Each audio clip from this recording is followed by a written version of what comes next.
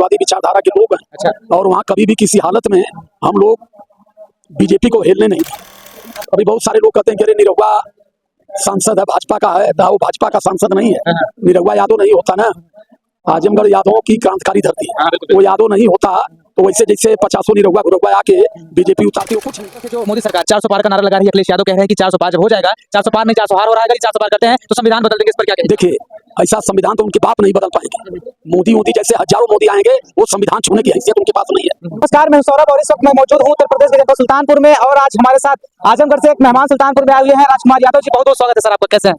सादर जय भी, बहुत बहुत धन्यवाद करता हूँ आपके चैनल को और आपको भी, बहुजन मूवमेंट को जो आप लोग अपने सोशल मीडिया के माध्यम से आगे बढ़ा रहे हैं, इसके लिए मैं बहुत बहुत धन्यवाद करता हूँ। कैसा लगा सुल्तानपुर में आया अभी सर? सुल्तानपुर में मैं आता रहता हूँ और जब आता हूँ तो बहुत अच्छा लगता है, क्योंकि इस इलाके में मेरे बहुत अनुयायी हैं, बहुत लोग मुझे सुनते हैं, बहुत लोग मेरी बातों को एक्सेप्ट करते हैं और काफी लोग मेरी बातों पर इस परिवर्तन में काफी बदलाव भी लाया।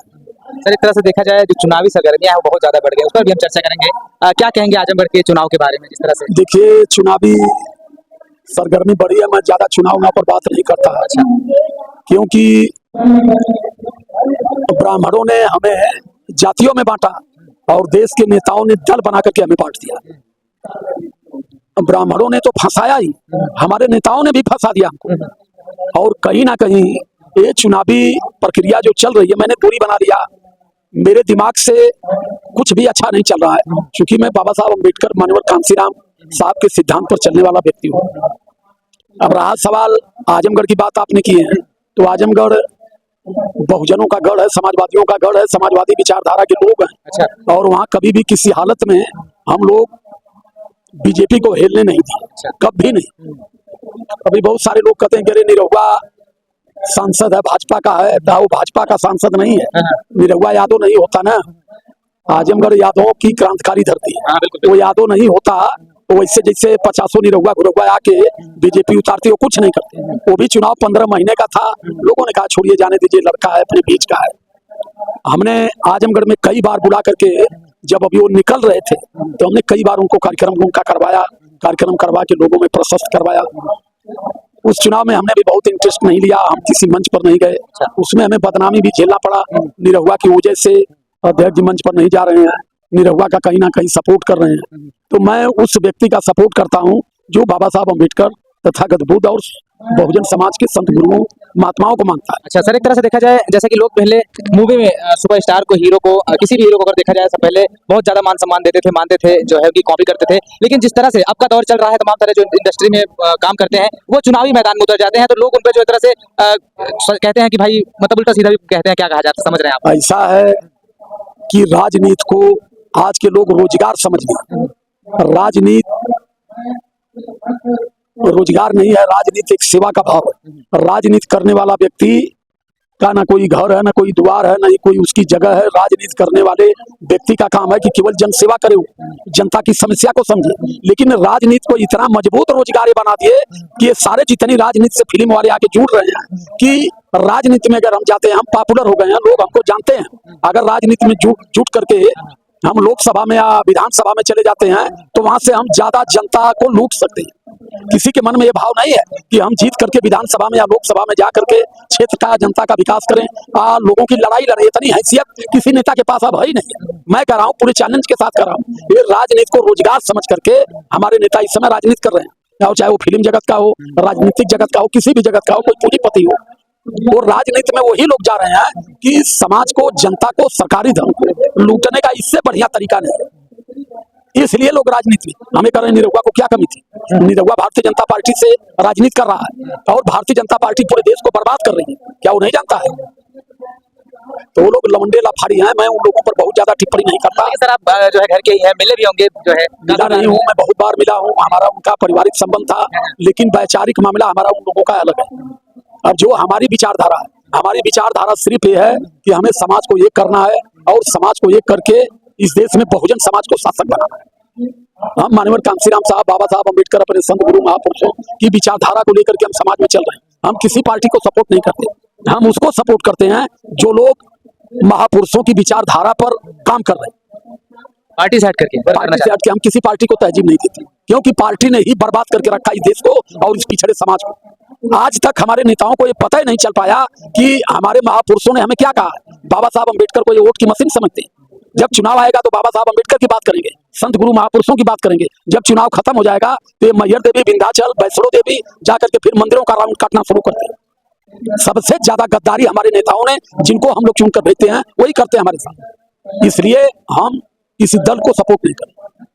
जहां मानवता नहीं है, जहां समता नहीं, जहां समानता नहीं है, हम वहां की बात करते ही नहीं। चलिए ठीक है सर, हम जैसा कि भीमराव अम्बेडकर जी के कार्यक्रम में मौजूद है अम्बेडकर जयंती के उपलक्ष्य में, क्या कुछ आज आपने दर्शकों को जो है सुनाने वाले हैं, क्या कुछ मंतव्य होगा? देखिए, अम्बेडकर जयंती आज आपकी 25 तारीख है।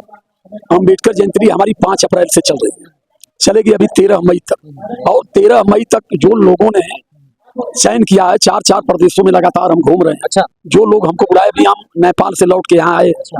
इसके पूर्व हम झारखंड गए, छत्तीसगढ़ गए, हम बिहार में गए, और हम जितनी जगह घूमे सारी जगहों पर हमने देखा कि बाबा साहब अम्बेडकर की विचारधारा की कमी हमें बहुत जगहों पर मिली। यहाँ कभी कोई भी व्यक्ति ईमानदारी से बाबा साहब अम्बेडकर की विचारधारा पर, जो राजनेता है, वो बात करने में सक्षम नहीं है।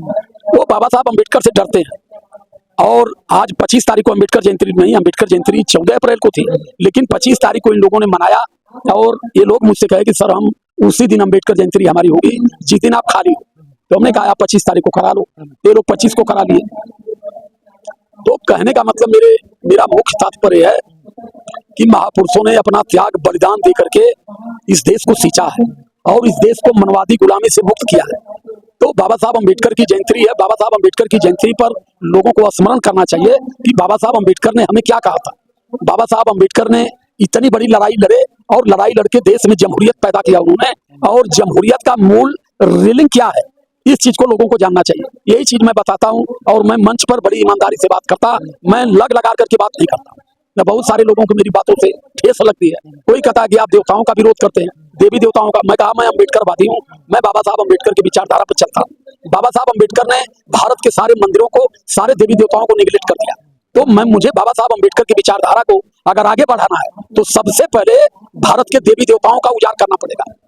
जब तक भारत के सारे देवी देवताओं से अपने समाज के लोगों का मोह भंग नहीं होगा, तब तक बाबा साहब अम्बेडकर की विचारधारा प्रशस्त नहीं हो पाएगी। ठीक है सर, क्या कुछ जो इस लाइन में कभी आपका मन नहीं करता, तमाम सारी पार्टियों का प्रपोजल भी आया होगा, कभी चुनाव लड़ने की आपने? मैं देखिए, चुनाव लड़ने की तो बात छोड़ दीजिए, मैंने अपने तपोबल पर, अपनी पैरवी पर कई लोगों को विधान परिषद में भेजा। लेकिन मैं देश में ईमानदारी से बाबा साहब अम्बेडकर की, संत गुरु रैदास की, संत कबीर की, इन महापुरुषों की विचारधारा को मैं समाज में परोसने का प्रयास करता हूं। और आज की राजनीति को इतनी गंदी इन लोगों ने कर दिया कि राजनीति में हम समानता की बात नहीं कर सकते, हम समता की बात नहीं कर सकते, हम बंधुता की बात नहीं कर सकते। राजनीति में हमारी लड़ाई किससे है, हमें लड़ना किससे है? आज तक हमारे नेताओं को यही पता नहीं कि हमें अधिकार से दूर किसने रखा, हमें अधिकार वंचित किसने किया। हमारे नेताओं को किसी भी हालत में ये चीज पता नहीं है। हमें, हमारी आर पार की जंग है 90 और 10 की। भारत में हम 90% लोग हैं, हमें 90% का अधिकार अब तक क्यों नहीं मिला? 90% भारत में हमारी आबादी है, हम 40% के अधिकार पर आज हैं, और जो इस देश में 10% है वो 60% लेकर खा रहा। तो मुझे दुख है कि मैं अपने समाज को केवल ये समझाना चाहता हूँ कि आखिर हमारी, आपकी जनसंख्या इस देश में 90% है, तो 40% पर आप क्यों निहित हो? आपको 90% अधिकार क्यों नहीं मिला? मैंने जो मेरा आंदोलन है, मुझे आज पूरे देश में, भारत से लेकर विदेश तक 7 से 8 लाख लोग सुनते हैं, हर दिन सुनते हैं। और सुनने वाले लोग बधाई देते हैं कि आपने जिस मूवमेंट को, संत गुरु महापुरुषों की विचारधारा को आपने जितनी आगे बढ़ाया है, इसके लिए बहुत बहुत साधुवाद है। तो आगे वो व्यक्ति बढ़ा सकता है जो पूर्ण रूप से अपने दिल से, मन से, तन से अम्बेडकरवादी होगा। जो बाबा साहब अम्बेडकर की विचारधारा जिसके दिमाग में पूर्ण रूप से होगी, समाज में और मंच पर ईमानदारी से बात वही कर सकता है। तो इसलिए मैं एक शब्द कहूंगा अपने नेताओं से कि देश के लिए लड़ो, संविधान के लिए लड़ो, अपने लिए मत लड़ो। अपने लिए बहुत लड़ दिए हमारे नेता, ये बना दिए। मैं एक बार अगर एमएलए हो जाता तो कोठी हो जाती, गाड़ी हो जाती, मेरे घर तक रोड हो जाता। हमारे नेता ये भाव लेकर के लड़ते हैं, वही नेता दूसरी बार फिर भौंक करके रोते हैं। नेता, मैं कह रहा हूँ कि मैं जितना मेहनत कर रहा हूँ, ये इस भारत देश के सारे नेता जानते हैं। इस देश में पिछड़े समाज को, SC ST OBC को वोट की राइट बाबा साहब अम्बेडकर ने दिया, विधानसभा में जाने का अधिकार बाबा साहब अम्बेडकर दिए।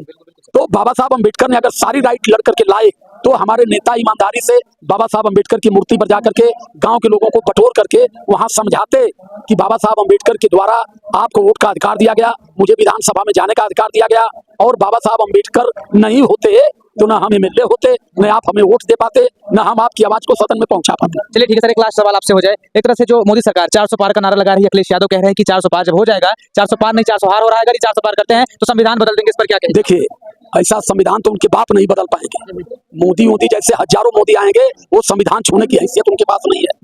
रहा सवाल 400 पार जो कर रहे हैं, उस चीज को अखिलेश यादव चाहे बहन मायावती जी, इस देश का नेता अब तक जान ही नहीं पाया।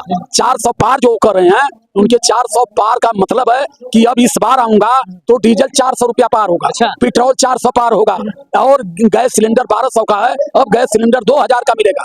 उनकी भाषा को हमारे लोग आज तक नहीं समझ पाए। मैं उनकी भाषा पर अध्ययन किया हूँ। ये आरएसएस वाले हैं, भारत को गुलाम बनाने वाले हैं, हमारे हक अधिकार पर कुंडली मार के बैठे हैं, और वो लोगों को बातों से केवल बहकाते हैं और लोगों को भ्रमित करके बातों को दूसरी तरफ ले जाते हैं। 400 पार क्या भारत उनके बाप का है?